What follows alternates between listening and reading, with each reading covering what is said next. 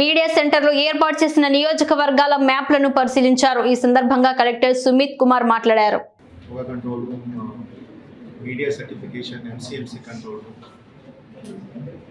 ఒక control room media briefing కోసం, press conference కోసం, మీడియాకి ఇంపార్టెంట్ ఇన్ఫర్మేషన్ ఇవ్వడానికి కోసం కూడా ఒక కంట్రోల్ రూమ్ ఆపరేట్ చేయాలి. సో ఆదేశం ఇది థర్డ్ కంట్రోల్ రూమ్ ఈరోజు ఏర్పాటు చేయడం జరిగింది.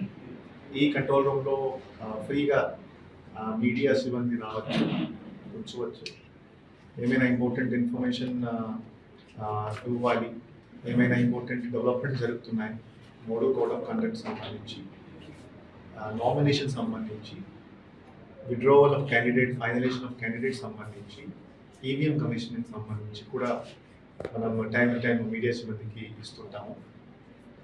సో ముఖ్యంగా ఈరోజు మనం first randomization for polling personal చేస్తున్నాము.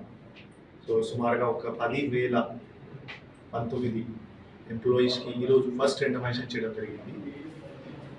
So polling presiding officer, assistant presiding officer మరియు others presiding officer, other polling officer select చేయడం జరిగింది. రేపటి నుంచి ఆర్డర్ సర్వ్ చేయడం జరుగుతుంది.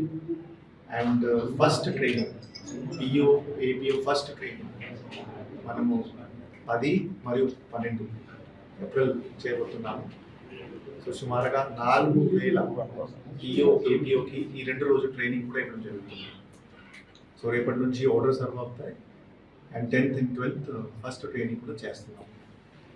అదేవిధంగా 14 ఏప్రిల్ 10 రోజుల తర్వాత ఈవీఎం రెండమైజేషన్ కూడా చేయడం జరుగుతుంది.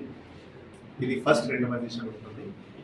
ఈవీఎం రెండమైజేషన్ చేసిన తర్వాత ఇమీడియట్గా కాన్స్టిట్యున్సీస్కి కూడా ఈవీఎం పంపడం జరుగుతుంది.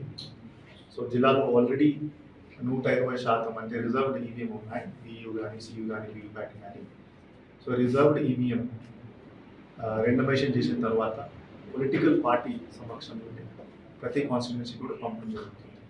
సో ముఖ్యంగా ఇది 10 రోజులు ప్రసిద్ధి. ఇది లాస్ట్ టైం మీరు పీడబ్ల్యూడీ కానీ హోమ్ ఓటింగ్ కూడా క్వశ్చన్ అడిగారు. సో ముఖ్యంగా జిల్లాలో చూస్తే 26,000 పీడబ్ల్యూడీ ప్లస్ 85 ఓటర్స్ ఉన్నారు, 2 కేటగిరీ కలిపి